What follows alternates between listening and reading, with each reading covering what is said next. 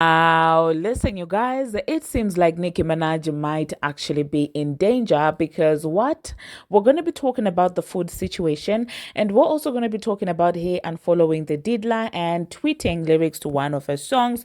Now, we're also going to be discussing about Bongo 2 and Paris being busted for seemingly using bots. Now, we're also going to be talking about Cousin Sloth getting snubbed at the BETs, as well as Doja Cat getting a snub as well. We're also going to be talking about Nicki Minaj and Ariana Grande's bit of lies and what it has, managed to accomplish. At the same time, Dolly Parton seemingly is not taking Beyonce's side when it comes to the CMAs. And these are some of the things that we are going to be talking about in this video. Hello, tea lovers, and welcome to the tea blog. I trust you guys are doing well, and I trust you are doing great. Personally, I am doing great, you guys. I am doing extremely amazing. And without further ado, let us dive straight into today's tea. So first of all, you guys, we're going to talk about Nicki Minaj and this whole food situation. Now, it seems like Nicki is feeling unsafe because of some of the things that are happening around the food that she's ordering, during some of her shows. Now, this is what she decided to share. She shared a picture of food, and in the brown paper bag, on the brown paper bag, actually, somebody wrote, "We love you, Bab," and then put a love emoji. And I guess this person found out somehow that that order was for Nicki Minaj. So Nicki said, "Thank God I don't eat the food in this place." Imagine seeing this written on a brown paper bag. Why would a person placing an order say who it's for?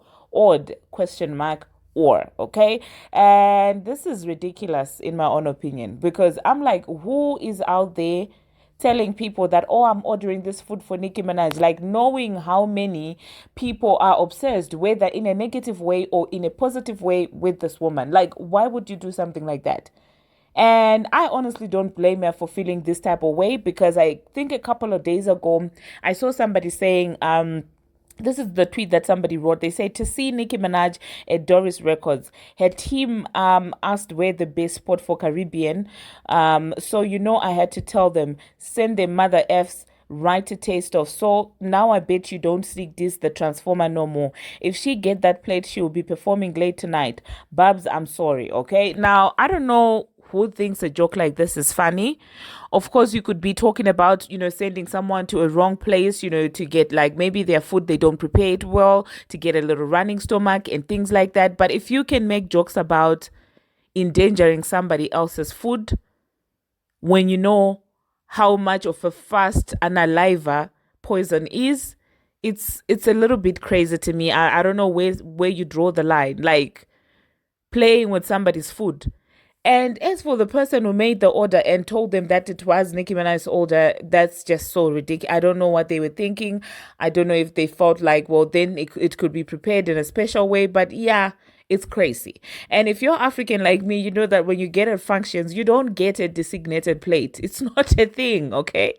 Because food is very sensitive, you guys, okay? Food is very sensitive. At an event, you don't get a plate specifically directed at you. That's not a thing. You can't do that. So it's said that this woman is constantly exposed to things like this. But anyway, let me know, you guys, in the comment section what you think about that.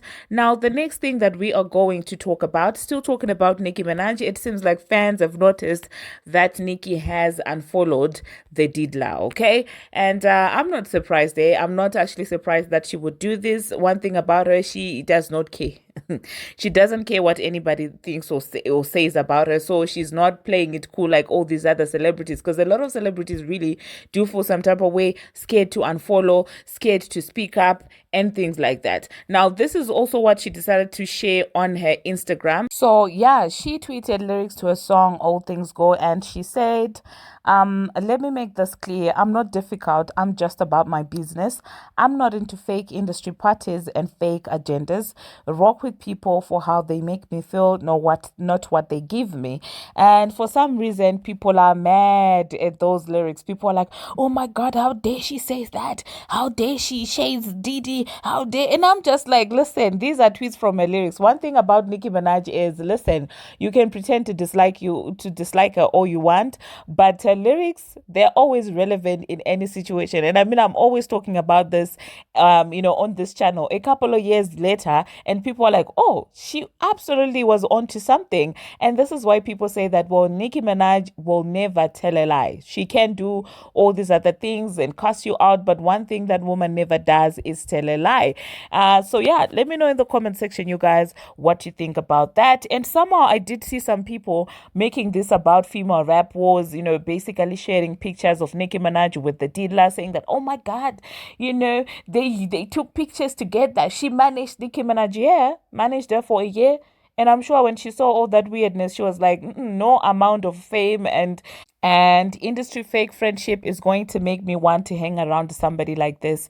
So yeah, let me know in the comment section what you think about that. Now, the next thing that we are going to be talking about, now people are accusing Bongo 2 and Paris Hilton of botting their views on YouTube.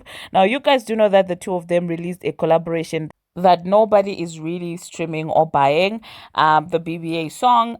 So it seems like it has 6.8 million views from the screenshot that I'm looking at. And the ratio of the views to the likes is very questionable, if you ask me, because it has 1,100 likes versus 6.8 million views. Now, I'm just like, what is this? Okay. What is this, honestly? But anyway, you know what? Let me actually go and check the actual video to see indeed if that aligns with the screenshot. So yeah, I just quickly checked, you guys, and the likes are no longer visible. I guess she disabled the likes from showing, which is pretty interesting if you ask me. So do you guys think that this is a bot situation, or do you think that, well, people are reaching as far as that is concerned? Now, the next thing that we are going to be talking about, we're going to talk about Beyonce and Dolly Parton. Now, you do know that the Beehive was out there calling the R word because Beyonce did not get nominated for any CMAs. And it seems that according to Dolly Parton, she does not feel like that had anything to do with the color of her skin or anything like that. But if anything, it was just respect to people who have been doing the country thing for a long time. Now, this is what she had to say in our quote. She said, I do not think it was a matter of shutting out. I think it was just more of what the country artists were doing that do it all the time, not just a specialty album. And I dislike to admit it, but it kind of makes sense. Okay, they of course, she's a star. To us, she's a star. She's an all-rounder. She's this. But with the CMAs, there are country artists who have been putting out albums like that. And just because somebody who previously was not doing country just comes in the genre and does country doesn't mean that automatically they get to get the award, because there are people that have been consistently putting out the work. So I guess I agree with what Dolly Parton had to say. But some people also were expressing sentiments that, well, Post Malone was nominated for his first year in country music, but Beyonce wasn't. So people were saying, well, it's still about that. And some country critics, I've heard them saying that, well, you guys are looking at it as a country album. Personally, we're looking at it as like country instrumentals with a Beyonce, voice. People feel like, well, nothing much changed from the original genre to country. They feel like it's just the instrumental that changed, but she's still singing pop on a country beat. That's what people were saying. It's not me, so don't come for me.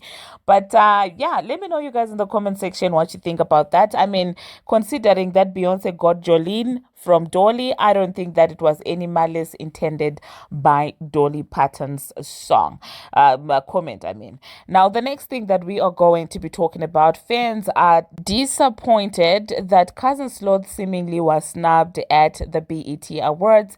I mean, people feel like she has been caring, she's been eating, she's been doing a thing this year. So people feel like it is a bit disrespectful for her to walk out, with, I think it was 2 or 3 nominations only. And some people are also citing that, well, Bongo 2 walking away with 12 nominations does not make any sense when Cousin Sloth is the one that carried the entire tour.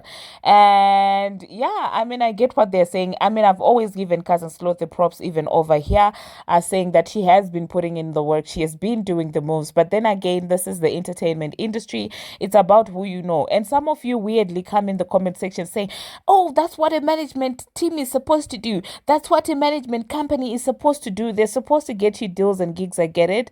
But buying awards, I didn't know that we're justifying buying awards. We're justifying people getting, to places that they don't deserve just because, well, their management company is fraudulent nation. That's what people were saying. They were like, wow, Nicki has bent all the bridges. So that's what she gets. That's what she gets. So Bongo 2 deserves to host the VMAs. Bongo 2 deserves to get the awards. And I'm like, if it were just about management teams being able to secure things for you, then talent would be useless.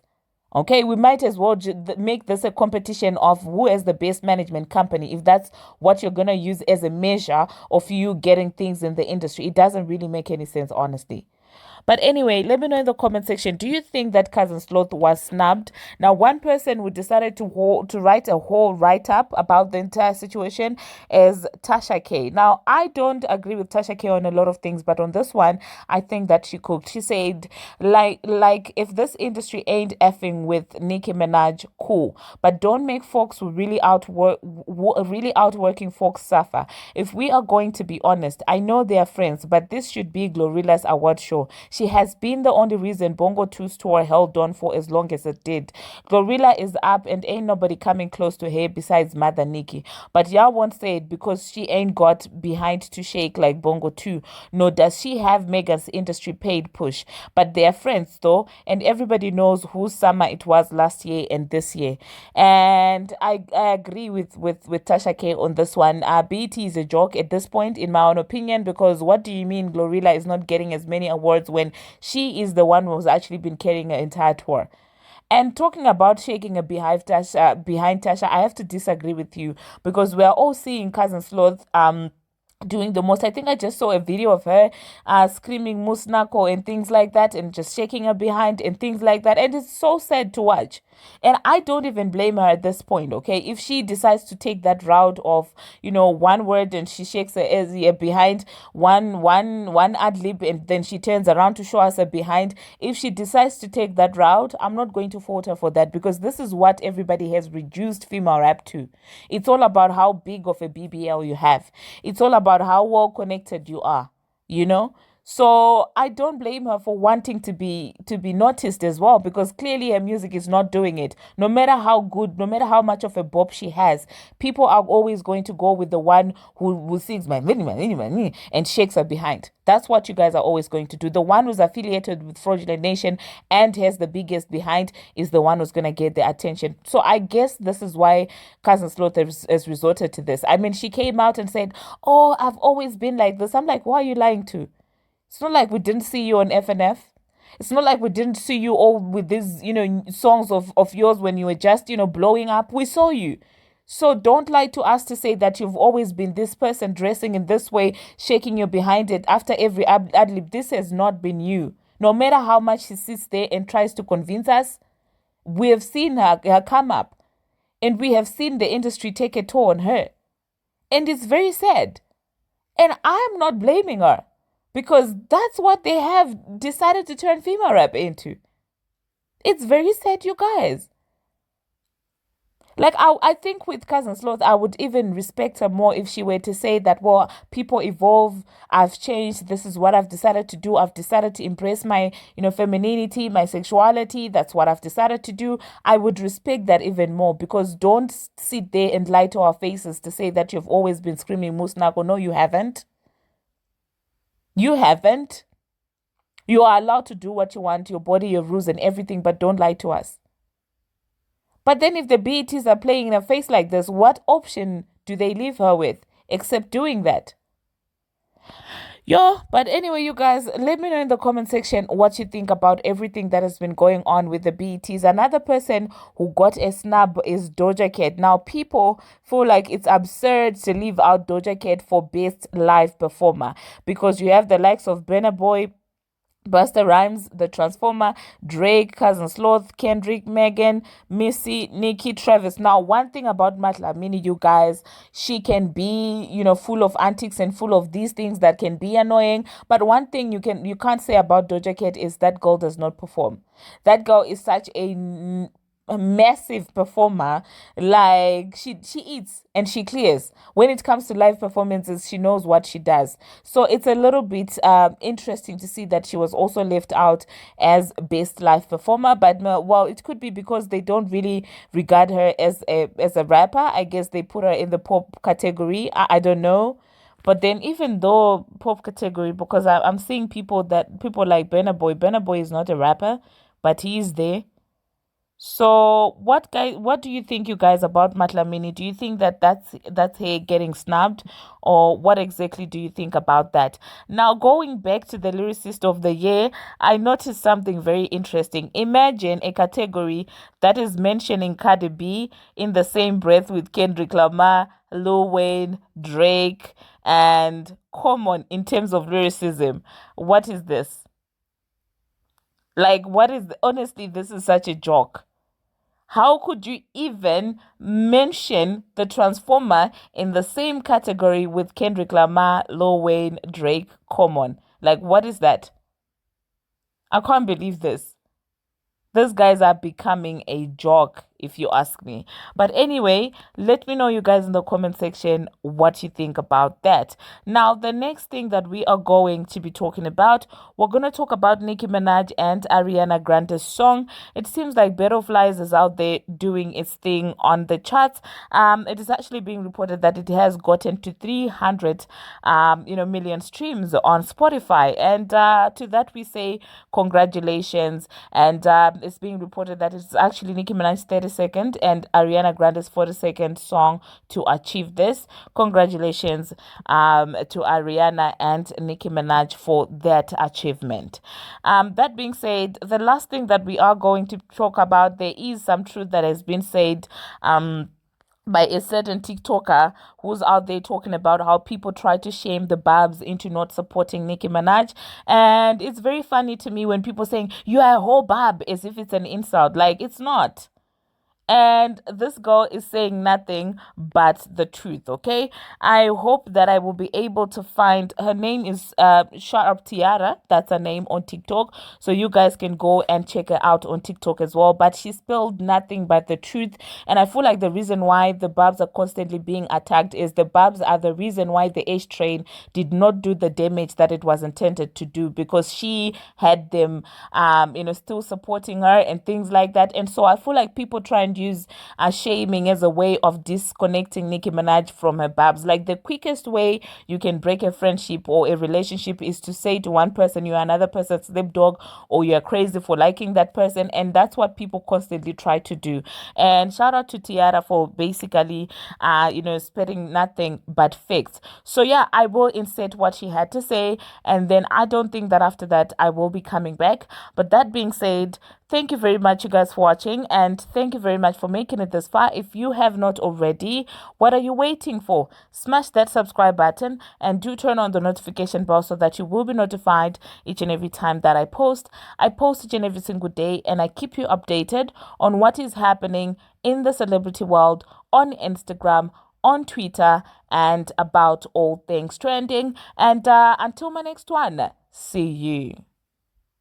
General population tries to gaslight us into thinking that we are this obsessed, deranged, psychotic cult fan base.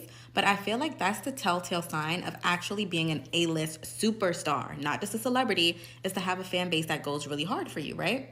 Like, why is it that the barbz are considered so crazy? Like, what do we do that's any different than any other fan base? The Beehive literally scared Rachel Ray, Rachel Roy, one of them off the internet because they were convinced that she was Becky with the good hair. They didn't have no proof, no nothing. They just told themselves that one of them Rachels was Becky with the good hair and scared her ass off the internet. Selena Gomez fans were literally bullying Hailey Bieber for months, actually probably for years. But at one point on TikTok, it was so bad to the point that Selena Gomez had to literally get on her Instagram and tell her own fan base, okay, y'all, you gotta chill out.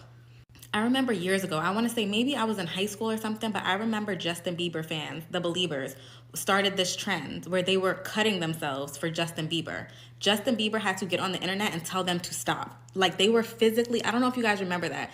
There were a group of his fans that were cutting themselves to show their love for him or their solidarity for Beliebers. Rihanna fans have been bullying her for damn near a decade to release new music. And Michael Jackson fans. I don't need to even say much more. Y'all remember there was a Michael Jackson fan who was convinced that she was Annie? Like, you know, when he's like, Annie, are you okay? I don't even think her name was Annie. She was convinced that there were black cars outside her house and Michael Jackson was singing to her. Like, every single major A-list superstar, not celebrity, has fans that go hard for them or have done kooky things in the past. My thing is, why do barbz get this crazy cult-like reputation? I feel like people like to shame you out of supporting Nicki Minaj, but I feel like there are certain segments of us that support Nicki for our own reasons. Like I feel like I had this whole thought in my head today of like why I really resonate with her, and I may make a separate video about that. But I feel like the LGBT community really resonates with her because a lot of them say that she made them feel seen. I feel like black women who are, you know, who have overachieved in maybe their respective field and they're constantly being attacked can relate to her because we see ourselves in her. Like there's just, or maybe just where you're from, you resonate with her, you know? But it's just like, why